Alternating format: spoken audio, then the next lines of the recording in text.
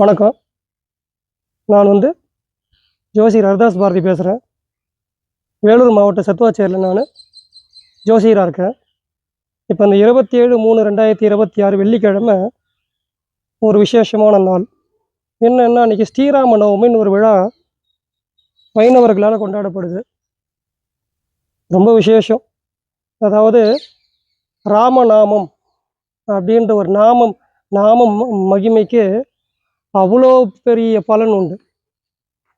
ஏன்னா ராமர் அவதாரமே பார்த்தீங்கன்னா அவதார புருஷர் அப்படின்னு சொல்லுவாங்க. ராமருடைய அவதாரமே இப்போ பார்த்தீங்கன்னா மனுஷன் மனிதத்துவத்தோடு எப்படி வாழணுன்றது காமிச்சது தான் ராம அவதாரம். அதில் பார்த்தீங்கன்னா பெருசாக இந்த மாயாவி பண்ணுற மாதிரி, கிருஷ்ணர் பண்ணுற மாதிரி நிறைய மாயங்கள் பண்ணி இந்த மாதிரி விஷயங்கள்லாம் அந்த ராம அவதாரத்தில் நீங்கள் கேள்விப்பட்டே இருக்க மாட்டீங்க. கிருஷ்ணருக்கும் ராமருக்கும் பெரிய வித்தியாசம் உண்டு. கிருஷ்ணர் பார்த்தீங்கன்னா சந்திர வம்சத்தில் பிறந்தவர், ராமர் சூரிய வம்சத்தில் பிறந்தவர். அதுக்குமே வித்தியாசம். அதே மாதிரி பார்த்தீங்கன்னா அவர் கிருஷ்ணர் அர்த்தராத்திரியில் பிறந்தார், இருட்டான நேரத்தில். ராமர் பகல் பொழுதில் பிறந்தார். இப்படியெல்லாம் வித்தியாசம் காட்டுறது உண்டு. இந்த ராம பாதை அப்படின்னு ஒரு தனி பாதையே இருக்குது. அதில் இப்போ பார்த்தீங்கன்னா சத்தியம், நேர்மை, தர்மம் இந்த மாதிரி சில இப்போ விசேஷங்கள் தான் அதில் நாம் பார்க்க முடியுமா கண்டி. எல்லளவும் தர்மத்தை மீறி செயல்பட்டார் அப்படின்னு விஷயங்கள் ராமர்கிட்ட இருக்கவே இருக்காது. ஆனால் கிருஷ்ண அவதாரத்தில் ஒரு அதர்மத்துக்கு இன்னொரு அதர்மத்தால் தான் நாம் ஜெயிக்க முடியும் அப்படின்ற மாயாவி வேலையெல்லாம் பண்ணியிருப்பார். கிருஷ்ண அவதாரத்தில் அதர்மத்தால் தான் அழிக்க முடியும்ட்டு எடுத்துகிட்டு வந்த ஒரு அவதாரம் அது. ஆனால் ராம அவதாரத்தில் அதை நீங்கள் பார்க்கவே முடியாது. தர்மம் தர்மம் தர்மம் எங்கே தொட்டாலும் அந்த தர்மம். சத்திய பாதையை விட்டு அவர் நகரவே இல்லை. அவர் சத்தியம் தர்மம் இதே தான் சொல்லிகிட்டு இருப்பார். ஆனால் கிருஷ்ண அவதாரத்தில் அப்படி கிடையாது. ஒரு அதர்மத்தால் தான் அழிக்கணும் அப்படின்னு கொள்கையை கூட அவர் எடுத்துகிட்டு மாயாவி வேலையெல்லாம் பண்ணார். அவர் மாயக்கண்ணன்னே பேர். யாரும் மாயராமர்னே சொல்ல மாட்டாங்க, மாயக்கண்ணன் அப்படின்னே சொல்கிறது உண்டு. நீங்கள் பார்த்தீங்கன்னா ஜெயத்ரதன் வதம் அப்படி வரப்பார். சக்கராயுதத்தை வச்சு சூரியனை மறைச்சி திருப்பியும் சூரியனை சக்கரத்தை எடுத்து சூரியனை உதயம் பண்ண வச்சு நம்ம ஜெயத்ரதன் வதம் பண்ணதோ. அதே மாதிரி இப்போ பார்த்தீங்கன்னா ஆயுதம் இல்லாதவங்க கூட சண்டை போடக்கூடாது. ஒருத்தர் ஆயுதம் இல்லாமல் இருக்கிறப்போ நாம் அம்பு விட்டு ஒருத்தரை கொல்லக்கூடாதுன்னு ஒரு யுத்த தர்மம் இருக்குது. ஆனால் கர்ணனுடைய மோட்சத்தில் பார்க்குறப்ப பார்த்தீங்கன்னா கர்ணன் ஆயுதம் இல்லாமல் தேர் சக்கரத்தை தூக்கிட்டு இருக்கிறப்ப தான் அர்ஜுனன் கிட்ட உத்தரவு போடுறார் கிருஷ்ணர், அவனை நீ வதம் பண்ணு அப்படின்னு. ஆயுதம் இல்லாதப்ப எப்படி அடி, நீ அடி பரவாயில்ல அப்படின்னு. அந்த மாதிரி வித்தைகள்லாம் இருக்குது. அதே மாதிரி பார்த்தீங்கன்னா கதாயுதத்தை பயிற்சி எடுக்கிறப்ப சண்டை போடுறப்போ இடுப்பு கீழே அடிக்கக்கூடாது. இப்படி ஒரு யுத்த தர்மமே இருக்குது. கதாயுதத்தில் சண்டை போடுறப்ப பார்த்தீங்கன்னா தண்டாயுதம் சொல்லுவோம். அதில் சண்டை போடுறப்ப பார்த்தீங்கன்னா இடுப்பு கீழே அடிக்கவே கூடாது. ஆனால் துரியோதன் எங்கே அடிபட்டு இறந்தான் பாருங்க, தொடைய பிளந்து தான் அடிபட்டு இறந்தான். அப்போ என்ன விஷயம்னா கிருஷ்ணர் செய்யறது தான் தர்மம். எப்படி கிருஷ்ணர் செய்யறது தான் தர்மம். ஆனால் ராமர் தர்மத்தை தான் செஞ்சார். ரெண்டுத்து வித்தியாசம் இருக்கு பாருங்க. கிருஷ்ணர் செய்யறது தான் தர்மம், ஆனால் ராமர் அப்படி இல்லை. ராமர் தர்மத்தை கடைப்பிடிச்சி இந்த தர்மத்தை செஞ்சு காமிச்சார். ரெண்டு எவ்வளோ வித்தியாசம் பாருங்க. அப்போது ஸ்ரீராமநவமி அப்படின்றப்போ இந்த கலியுகத்தில் ராமநாமம் ரொம்ப விசேஷம்னு சொல்கிறாங்க. வால்மீகி ராமாயணத்தை எழுதினார், ராமகதை அப்படின்ட்டு. அதை அப்படியே மொழிபெயர்த்து பார்த்திங்கன்னா நம்ம கம்பநாட்டாழ்வார் பார்த்திங்கன்னா ராமாயணத்தை மொழிபெயர்த்தார் தமிழில். அதுக்கப்புறம் துளசிதாசர் ராமாயணம் இருக்குது, சம்பூர்ண ராமாயணம்னு ஒன்று இருக்குது, நிறைய ராமாயணம்லாம் இருக்குது. இது ராமாயணமே அந்தந்த மொழியில் ஒருத்தர் எழுதியிருக்காங்க. இந்த மாதிரி ராமாயணம் மாதிரி எல்லா மொழியிலும் மொழிபெயர்க்கப்பட்ட ஒரு இதிகாசமாக தான் இருக்கும். ராமருடைய இதிகாசமாக தான் இருக்கும்.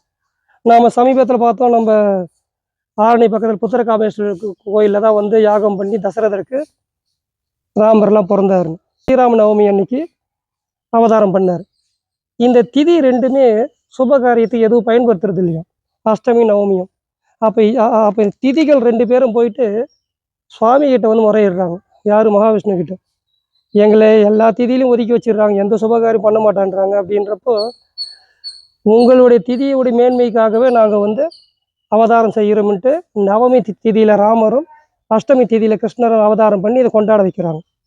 கோகுலாஷ்டமி அப்படின்ட்டு அஷ்டமி திதியை நாம் கிருஷ்ணருடைய அவதார திருநாளாக கொண்டாடுறோம். அதே மாதிரி ஸ்ரீராமன் நவமி அந்த திதியை வந்து ராமருடைய அவதார திருநாளாக நாம் வந்து கொண்டாடிட்டுருக்கோம். இந்த திதிகள்லாம் போயிட்டு வருத்தப்பட்டு பேசுது. இந்த மாதிரி இது வரைக்கும் பார்த்திங்கன்னா பிறந்த நாள் நட்சத்திரத்தை வச்சு கொண்டாடுவோம், இறந்தவங்களுக்கு திதியை வச்சு தான் நம்ம கொண்டாடுவோம். ஆனால் இங்கே பகவானுடைய ஒரு கருணையினால் திதிக்கு வந்து இந்த இந்த அஷ்டமிக்கு இந்த நவமிக்கும் ஒரு உச்ச சாயை கொடுக்கணுன்றதுக்காகவே அவர் வந்து கிருஷ்ணர் அஷ்டமியிலையும் ராமர் நவமியிலையும் பிறந்து அந்த திதிக்கு ஒரு மகத்துவத்தை கொடுத்தார். நல்லா கவனித்து பார்த்தா தெரியும். பிறந்த நாள் வந்து நட்சத்திரப்படியும், இறந்த நாள் வந்து பார்த்திங்கன்னா திதிப்படினா நம்ம கொண்டாட வழக்கம் இருக்குது. ஆனால் இங்கே ராமர் கிருஷ்ணர் அவதாரங்களை வந்து திதியை வச்சு கொண்டாடிட்டு இருக்கோம். எவ்வளோ பெரிய விஷயம் பார்த்தீங்களா இது? அப்போ திதிக்கு ஏற்றம் தரணுன்றதுக்காக இந்த திதியில் அவங்க அவதாரம் பண்ணதாகவும் சொல்லுவாங்க. இந்த திதிகளே போயிட்டு இதை பற்றி வேண்டி அந்த வரம் வாங்கி வந்ததாகவும் சொல்லுவாங்க. இப்போ விஷயத்துக்கு வருவோம். ராமர் வழிபாடு வந்து ஒரு எளிய வழிபாடு. ராம் ராம் ராம் ராம் ராம் ராம் ராம் ராம்னு ராமநாமம் சொல்லிக்கிட்டு இருந்தாலும் போதும். ராமன் நாமத்தை மிஞ்சின ஒரு தாரக மந்திரம் எதுவுமே கிடையாது. இப்போ நாம் வந்து ராம ராம ரமேதி, ராம ராம மனோரம, சகசராம தத்துல்யம், ராமநாம வராணனே, இந்த ஒரு ஸ்லோகத்தை சொன்னால் கூட பார்த்தீங்கன்னா வந்து 1008 முறை ராமநாமத்தை சொன்ன ஒரு பலனுக்கு கிடைக்கும் அப்படின்ற விஷயத்தையும் சொல்கிறது உண்டு. அன்றைக்கி ஸ்ரீராம நவமி அன்றைக்கி நாம் வந்து விரதம் இருக்கிறவங்க இருக்கலாம், விரதம் கண்டிப்பாக இருக்கணும். இருந்துட்டு பார்த்திங்கன்னா இந்த ராமநாம தண்ணி ஃபுல்லாக சொன்னாலும் நிறைய பலன் கிடைக்கும். ராமருடைய கதைகள் படிக்கலாம். ராமருடைய அவதார திருநாள் அன்றைக்கி ராமநாமம் சொல்கிறது, ராம ராம ரமையே, ராம ராம மனோரமே, சகசிராம தத்துல்யம், ராம ராம வராணனே, இந்த மந்திரங்கள்லாம் தொடர்ந்து நாம் வந்து உச்சாரணம் பண்ணிக்கிட்டே இருக்கலாம். அவருக்கு ஒரு பானகம் மட்டும் நைவேத்தியம் பண்ணால் கூட போதும். அவர் எளிய மனுஷன் அவர். ஆனால் பார்த்தீங்கன்னா பெரிய ராஜா, காட்டிலையும் வாசம் பண்ணார். 14 வருஷம் வனவாசம் போனார் ராமர். நிறைய துன்பங்கள் அனுபவிச்சு தான் கதையிலலாம் வரும். ஆனால் அவ்வளோ துன்பங்கள் அனுபவிச்சும் சத்தியத்தை அவர் கடைபிடிச்சார். எல்லா விஷயத்தையும் அவர் கடைபிடிச்சார். சத்தியம்னா ராமர் தான் சத்தியம்தான். அதனால் வந்து ராம அவதாரம்ன்றது அவ்வளோ பெரிய விசேஷம். இந்த காலகட்டங்களில் நாம் சிந்தனை பண்ணி பார்க்குறப்போ நம்ம ராமருடைய சன்னதிகள் நிறைய இருக்குது. பட்டாபிஷேக ராமர், ராமர், லட்சுமணர், சீதா, அனுமன் எல்லாரும் சேர்ந்து பட்டாபிஷேக ராமருடைய ஃபோட்டோ வச்சு கூட வழிபாடு பண்ணுவோம். இன்னும் இந்த ராமர் ஜாதகம்னு ஒன்று வரும். இப்போலாம் நெட்டில் போட்டால் கூட வந்துடுது. அது ஒரு பிரிண்ட் எடுத்து வச்சு கூட நீங்கள் வழிபாடு பண்ணலாம். ராமர் ஜாதகத்தை வச்சு வழிபாடு பண்ணுறப்ப நமக்கு வந்து செல்வம் சேரும், புகழ் சேரும், கீர்த்தி சேரும் அப்படின்ற ஒரு பெரிய மகத்துவம் இருக்குது. இப்போ நாம் வந்து நெட் சென்டரில் போனால் கூட இந்த ராம ஜாதகத்தை வந்து போட்டு எடுத்துடலாம். எடுத்துகிட்டு நீங்கள் அது ஒரு பிரிண்ட் எடுத்து வச்சு கூட ஒரு ஃப்ரேம் பண்ணி வச்சு கூட ராம ஜாதகத்தை வச்சு வழிபாடு பண்ணுறோம். இன்னும் கூட இருக்காங்க. என் வீட்டில் கூட ஒரு ராமர் ஜாதகம் நான் அந்த மாதிரி நான் வச்சுருக்கேன். நான் பழைய ராமர் ஜாதகம், அது ஏதோ ஒரு இதில் ஒரு மங்களகரமான மஞ்சள் சீட்டில் கிடச்சிது. அது அப்படியே நான் வந்து ஒரு ஃப்ரேம் போட்டு பூஜை ரூமில் வச்சுருக்கேன். ராமர் ஜாதகத்தை வச்சு வழிபாடு பண்ணுற வழக்கமும் இருக்குது. ஒரு தெய்வ ஜாதகத்தை வச்சு வழிபாடு பண்ணுற வழக்கம் இது இப்படியும் இருக்குது. இப்படி நாம் வந்து ராமரை பற்றி தொடர்ந்து பார்க்குறப்போ ஒரு வெள்ளைக்காரனுக்கு ராமர் எப்படி அற்புதம் பண்ணார் அப்படின்ற ஒரு விஷயத்தை பற்றி நம்ம பார்க்க போகிறோம். நீங்கள் வந்து இந்த மதுராந்தகன் ஒரு ஊர் கேள்விப்பட்டிருப்பீங்க. ஏரிக்காத்த ராமர்னு பேர் அவருக்கு. எப்படி இருப்பாருங்க. இது வரைக்கும் நம்ம பட்டாபிஷேக ராமர் பார்த்துருக்கோம், பலராமர் பார்த்துருக்கோம். ராமர்னா நிறைய விஷயங்கள் நாம் கேள்விப்பட்டிருப்போம். ஏரிக்காத்த ராமர்னு ஒரு பேரில் ஒரு ராமர் கோயில் இருக்கு. மதுராந்தகம் அப்படின்ற ஊர் பேர். அங்கே என்னன்னாக்கா அந்த சன்னதி வந்து பார்த்தீங்கன்னா அம்பாள் சன்னதி கொஞ்சம் சிதிலம் அடைஞ்சிருக்கு. அதை வந்து புதுப்பிக்கணுன்ட்டு அப்போ வந்து வெள்ளைக்காரன் காலம், நம்மளோட ஆங்கிலேய இந்தியன் ஆட்சி உட்பட்டு நாம் இந்தியா அப்போ இருக்குது, சுதந்திரம் கிடையாது. அப்போ வந்து பார்த்திங்கன்னா அந்த வெள்ளைக்காரங்கிட்ட போய் கேட்குறாங்க, கொஞ்சம் இதுக்கு நீங்கள் நிதி உதவி பண்ணிவிட்டு இந்த கோயிலை புதுப்பிச்சு கொடுக்கணும் அப்படின்றப்போ இவர் வந்து உங்கள் ராமருக்கு சக்தி இருந்தால் இன்றைக்கி நிறைய பலத்த மழை வந்துட்டுருக்கு, ஏரியெல்லாம் உடையிற நிலைமையில இருக்குது. அந்த வந்து ஏரியை நீ ஒரு நாள் வந்து காத்து கொடுக்க சொல்லு, சக்தி இருந்தால் நான் ஒன்றா ராமர் கோயிலை கட்டி தரேன் அப்படின்ற மாதிரி அந்த வெள்ளைக்காரன் வந்து சொல்லிடுறாரு கலெக்டர். அப்போது அன்னைக்கு வந்து வரலாறு காணாத மழை, பலத்த மழை பேஞ்சிட்டு இருக்கு. நைட்டு வந்து பார்த்தீங்கன்னா இடி மின்னலோட மழை பேஞ்சிட்டு இருக்கு. இந்த கலெக்டர் வந்து என்ன பண்ணுறாருன்னா, வெள்ளைக்கார கலெக்டரு, சரி எப்படி தான் இருக்குது, இந்நேரத்தி ஏரி உடஞ்சிருக்குமோ என்னவோ தெரியலையே, சரி எப்படி இருக்குது போய் பார்த்துட்டு வரலான்ட்டு அவர் வந்து போகிறாரு குதிரையில். அந்த மழையில் வந்து அந்த ஏரி வந்து எப்படி இருக்குது, அது கொஞ்சம் பெரிய ஏரி, நீ பார்த்தா கூட பெரிய அளவில் இருக்குது. நான் இதுக்குன்னே போய் நான் போய் வந்து பார்த்துட்டு வந்தேன். ஏரிக்காத்த ராமர் கோயிலில் சன்னதி வழிபாடு பண்ணுறப்போ அந்த ஏரி பற்றி கேள்விப்பட்டு பக்கத்தில் போய் ஏரியை பார்த்துட்டு வந்தேன். அது ஒரு கடல் மாதிரியே இருக்குது, அவ்வளோ பெரிய ஏரி அது. அந்த ஏரி வந்து உடஞ்சிருக்கா என்னான்னு போய் பார்க்கலாம், ஏரி ரொம்ப தண்ணி வழிஞ்சு போதா என்னன்னு பார்க்கலான்ட்டு இவர் வந்து கலெக்டர் போகிறார். போகிறப்ப பார்த்தீங்கன்னா அப்போல்லாம் வந்து மின் விளக்கெல்லாம் கிடையாது, இருட்டு. அந்த இருட்டில் மின்னல் வெளிச்சத்தில் யாரோ வந்து 2 பேர் வில்லம்போடு அந்த ஏரிக்கரை மேலே வந்து நடந்து போகிற மாதிரி அவருக்கு தெரியுது. ஒருத்தர் இந்த பக்கம் நிற்கிறாரு, ஒருத்தர் இந்த பக்கம் வந்து வில்லம்போடு நிற்கிறாரு. ஒருத்தர் வந்து அந்த அந்த கடைசி வரைக்கும் போயிட்டு திரும்பி வந்து ஏதோ பேசிட்டு போகிற மாதிரி இருக்குது. எப்படின்னா, ராமர் வந்து ஒரு இடத்துல நிலையாக நிற்கிறாரு, லக்ஷ்மணர் வந்து இங்கேருந்து அது அந்த கடைசி வரைக்கும் போயிட்டு வந்து அங்கெல்லாம் பாதுகாப்பாக தான் இருக்குது அப்படி சொல்லிட்டு திரும்பி போகிறாரு. வந்து அந்த பாவனையில் இவருக்கு தெரியுது, யார் இது 2 பேர் வந்து இருக்காங்க, யாரோ வில்லாம்போடு இருக்காங்களே. ஒருத்தர் வந்து நிலையாக நின்றுட்டுருக்காரு, ஒருத்தர் வந்து இங்கேருந்து அந்த லாஸ்ட் வரைக்கும் போயிட்டு திருப்பி போயிட்டு வராரு. வர்றப்போ ஏதோ சொல்லிட்டு போகிறாரு. அப்படின்றப்போ இவருக்கு வந்து ஏதோ சரி கிட்ட போய் பார்க்குறப்ப பார்த்தீங்கன்னா அவங்க வந்து மறைஞ்சு போயிடுறாங்க. அதுக்கப்புறம் மறுநாள் காலையில் இதை பற்றி வந்து விசாரிக்கிறார். யாரோ வந்து 2 பேர் வந்து ஏரி கரை மேலே வந்து வில்லம்போடு ஒருத்தர் வந்து ஒரு இடத்துல நிற்கிறாரு, ஒருத்தர் வந்து போயிட்டு வந்து ஏதோ பேசிட்டு போகிறாரு. அப்படின்றப்போ அங்கே இருக்கிற பட்டாச்சாரியர்லாம் கைகூப்பி சொல்கிறாங்க, நீங்கள் வந்து சாட்சாத் ராமர் லக்ஷ்மணரே பார்த்துருக்கீங்க. நேற்று நீங்கள் சொன்னீங்க இல்லையா இதே சன்னதியில், இன்றைக்கி வந்து பலத்த மழை பெஞ்சிட்ருக்கு, ஏரியெல்லாம் உடையிற சூழ்நிலையில் இருக்குது. அந்த ஏரி உடையாமல் இதை வந்து பாதுகாத்து கொடுக்க சொல்லுங்கள் இந்த ஊரை, அப்போனா நான் கோயில் கட்டித்தரேன் அப்படின்ற மாதிரி நீங்கள் சொன்னீங்க இல்லையா. அது வந்து ராமர் வந்து செவிமடித்து உண்மையிலேயே ராமர் வந்து ஒரு இடத்துல நிற்கிறாரு, லக்ஷ்மணர் வந்து இந்த அந்த லாஸ்ட்டு ஏரிக்கரை பலமாக இருக்கா போயிட்டு பார்த்துட்டு வர்றாரு.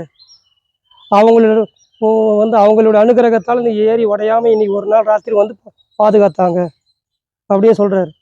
இவருக்கு ஒரே ஆச்சரியம், ஆமாம் வில்லம்போடு இருக்கிற கதையெல்லாம் ராமர் லக்ஷ்மணரை பற்றி தான் நாம் கேள்விப்பட்டிருக்கோம், அப்போ உண்மையிலே அவங்க தான் வந்தாங்களான்ட்டு இந்த வெள்ளைக்கார கலெக்டர் வந்து ஆச்சரியப்பட்டு அதுக்கப்புறம் அம்பாள் சன்னதி அவரே சொந்த செலவில் புதுப்பிச்சு கொடுத்துருக்காரு. இந்த தகவல் வந்து பார்த்திங்கன்னா கெசட்லேயே பதிவாகிருக்கு. அப்போது இங்கே வந்து பார்த்திங்கன்னா அந்த கல்வெட்டில் வந்து அதை பற்றி வந்து வரலாறு வந்து பதிவு பண்ணி வச்சுருக்காங்க. நீங்கள் வந்து ராமர் சன்னதிலாம் போய் ஏரிக்காத்த ராமர் சன்னதிலாம் போய் பார்த்துட்டு பிரகாரம் சுற்றி வர்றப்போ அம்பாள் சன்னதி, லக்ஷ்மி தாயார் சன்னதி இருக்குது இல்லையா, அந்த இடத்துல போகிறப்போ பார்த்தீங்கன்னா அந்த தாயார் சன்னதி பக்கத்தில் பார்த்தீங்கன்னா கல்வெட்டு இருக்குது. நான் அதை படித்து பார்த்துட்டே வந்தவன் நான், எனக்கே ரொம்ப ஆச்சரியம். அதனால் இந்த வந்து ராமர் வந்து இவ்வளோ பேர் அற்புதத்தங்க பண்ணியிருக்காரு, ஒரு வெள்ளைக்கார துறைக்கு காட்சி கொடுத்து ஏரியை காப்பாற்றி கொடுத்துருக்காரு. அதனால் அவருக்கு வந்து ஏரி காத்த ராமர்னு ஒரு பேர் வந்திருக்குன்னா பாருங்கள். அதனால் ராமநாமம் தொடர்ந்து நாம் பாராயணம் பண்ணுவோம். ராமநாமத்தால் முடியாத விஷயமே இல்லை.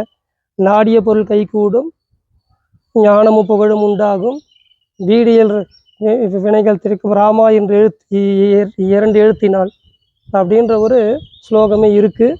அதனால் வந்து ராமநாமம் சொல்ல சொல்ல சொல்ல நமக்கு வந்து லக்ஷ்மி கடாட்சம் வரும், சந்தான பிராப்தி வரும், எல்லாவுடைய அனுகிரகமும் நமக்கு வந்து கிடைக்கும். ராமநாமத்துக்கு அவ்வளோ சக்தி இருக்குது. எங்கே ராமநாமம் சொல்கிறோமோ அங்கே ஆஞ்சநேயர் வந்து பிரதட்சணமாக வந்து அங்கே வந்து காட்சி கொடுத்துன்னு நமக்கு வந்து அசரீதியாக அவர் கேட்டுகிட்டே இருப்பார், அரூபமாக வந்து உட்காந்து கேட்டுகிட்டே இருப்பார். ராமநாமத்துக்கு அவ்வளோ மகிமை உண்டு. ராமநாமம் சொல்லியே 4 கோடி முறை ராமநாமம் சொல்லி தியாக பிரம்மம் அப்படின்னு சொல்லுவோம். தியாகராஜர்னு பேர் அவருக்கு, மும்மூர்த்திகளில் ஒருத்தர். அவர் வந்து 4 கோடி முறை ராமநாமம் சொல்லி கண்ணெதிர ராமர் லக்ஷ்மணன் சீதை அம்மாவை நேரடியாக பார்த்துருக்கார். அதனால் வந்து ராமநாமத்தை அவ்வளோ சக்தி உண்டு. நாம சங்கீர்த்தனத்துக்குன்னு பிறவி எடுத்தவங்களாம் போதேந்திராள். அவரும் நாம் வந்து மறக்க முடியாது. ராமநாமம் சொல்லியே ராமநாமத்துக்காகவே அவர் வந்து அவதாரம் பண்ணார். போதேந்திராள்னு பேர். அதுக்கப்புறம் சத்குரு சுவாமிகள் ஒருத்தர் கும்பகோணத்தில் இருந்தார். சத்குரு சுவாமிகள் அவரெல்லாம் இன்றைக்கி வந்து நீங்கள் இந்த பேரெல்லாம் பார்த்து நெட்டில் போய் சர்ச் பண்ணி பாருங்கள், அவங்க ஃபோட்டோலாம் கிடைக்கும். சத்குரு சுவாமிகள் ராமநாமத்துக்குன்னே அவர் வந்து அவதாரம் பண்ணவர். ராமநாமத்தை உலகத்தில் பரப்பிக்கிட்டே இருந்தவங்க. சத்குரு சுவாமிகளும் போதேந்திராலும் இவங்களாம் அவ்வளோ பெரிய ராமநாமத்தை சொல்லி சொல்லி பெரிய ஒரு பிராப்தத்தை அடைஞ்சவங்க. நம்ம திருவண்ணாமலையில் விசிறி சாமியாரை பற்றி கேள்விப்பட்டிருப்பீங்க. அதாவது வந்து வைத்தியக்காரன் பிச்சைக்காரன் அப்படின்னு தான் அவர் சொல்லிக்குவார் தன்னைத்தானே. இந்த பிச்சைக்காரனுக்கு என்ன வேலை அப்படின்னுவார். அவர் திருவண்ணாமலையில் ராமநாமம் சொல்லிட்டு தான் அவர் காலத்தை கழிச்சார். இருக்கிறது திருவண்ணாமலை, ராம் ராம் ராம் ராம் ராம் ராம் ராம் ராம் சொல்லிக்கிட்டே இருப்பார். அப்படி ஒரு விசேஷம் ராமநாமத்துக்கு. ஏன்னா இவங்களாம் பெரிய மகான்கள்.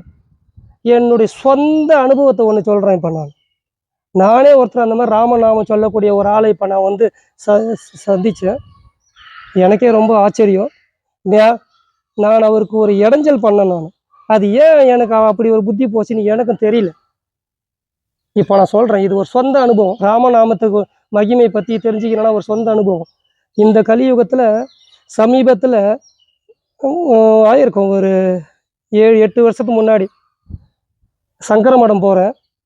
சங்கர மடத்தில் மத்தியானம் ஒரு இந்த டைம் தான், ஒரு 3 மணி 4 மணி வாக்கில் நான் உள்ளே போகிறேன்.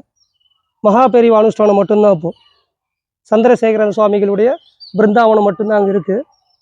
அப்புறம்தான் விஜயேந்திரர்லாம், அதுக்கப்புறம்தான் இவர் ஜெயேந்திரர்லாம், அதுக்கப்புறம்தான் சந்திரசேகரேந்திர சுவாமிகளோட அனுஷ்டானத்தில் வழிபாடு பண்ணிவிட்டு பிரகாரம் சுற்றின்னு வரப்போ திருப்பி அவரோட சன்னதி வந்து வழிபாடு பண்ணுறப்போ அங்கே ஒருத்தர் வந்து இந்த குங்குமம் கல்கண்டு இதெல்லாம் மடித்து எடுத்துகிட்டு போகிறது பேப்பர் கொடுத்துன்னுக்கிறார் எல்லாருக்கும். துண்டு சீட்டு மாதிரி பேப்பர் மடித்து எடுத்து போகிறது. அவர் ராம் ராம் ராம் ராம் ராம் ராம் ராம் ராம் சொல்லின்னு அந்த பேப்பர் கொடுத்துட்டுருக்கார். நான் வந்து பிரகாரில் சுற்றிக்கிட்டு எவ்வளோ பேர் அந்த சங்கர மடத்தில் வேலை செய்கிறாங்க, அவங்களெல்லாம் எனக்கு கேட்கணும்னு தோணலை. என் புத்தி பாருங்கள், அவருடைய ராமநாமத்தை வந்து இடைஞ்சல் பண்ணுற மாதிரி அவர்கிட்ட போய் நான் வந்து பேச்சு கொடுக்குறேன். ஏன் எனக்கு அன்றைக்கி அந்த புத்தி வந்துச்சு எனக்கு தெரியல, இது வரைக்கும் தெரியல. ராமநாமத்தை இடைஞ்சல் பண்ணுற மாதிரி அவர்கிட்ட போய் நான் வந்து பேச்சு கொடுக்குறேன். அவர் ராம் ராம் ராம் ராம் ராம் சொல்லின்னு பேப்பர் கொடுத்துட்டே இருக்கார். சாமி இந்த மாதிரி பெரியவாளை பார்க்கணும், எப்போ பார்க்கலாம் அப்படின்ட்டு நான் போய் அவர்கிட்ட போய் கேட்குறேன். இருக்கிறவங்களாம் உள்ளே வேலை செய்கிறவங்களாம் விட்டுட்டேன். நான் ராமநாமம் சொல்லிங்கிறத போய் நான் போய் டிஸ்டர்ப் பண்ணிக்கிறேன். அவர் எனக்கு ஆச்சரியமாக பதில் கொடுத்தாரு.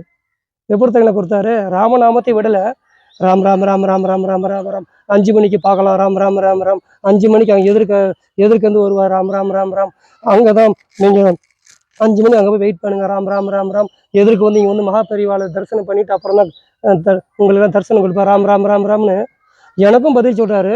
ராமநாமத்தையும் விடலை. எல்லாம் கேட்டுட்டு உட்காந்து அந்த இடத்துல நானும் யோசிக்கிறேன், என்னடா இது இருக்கிற வேலை செய்கிற ஆளுங்களெல்லாம் விட்டுட்டேன். ஏன்னா அதே மடத்தில் சில பேர் உள்ள வேலை செய்கிறாங்க, இன்னொரு இடத்துல வந்துன்னு போயின்னு இருக்காங்க. அவங்களெல்லாம் நான் கேட்காம இவர் ராமநாமம் சொல்கிறாருன்னு எனக்கு தெரியுது.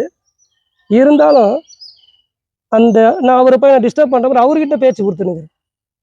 ஒருவேளை அவருடைய ராமநாம மகிமையை எங்களுக்கு உணர்த்தணுன்றதுக்காக, அவர் ராமநாமத்தை விடாமல் எங்களுக்கு பதில் சொல்கிறாருன்றதுக்காக, அவருடைய மகிமையை தெரியப்படுத்தணும்னு என்னை இப்படி ஏதோ பண்ணாரோ என்னவோ தெரியல. ஆனால் இன்றைக்கி வரைக்கும் அது எனக்கு ஒரு நெருடலாகவும் இருக்குது. ஒரு ராமநாமம் சொல்லிட்டு இருக்கிறோம், இடைவிடாமல் ராமநாமம் சொல்லிட்டு இருக்கிறோம், நம்ம டிஸ்டர்ப் பண்ணி அவர்கிட்ட இப்போ பேச்சு கொடுத்து பதில் சொன்ன விதம் தான் அருமை.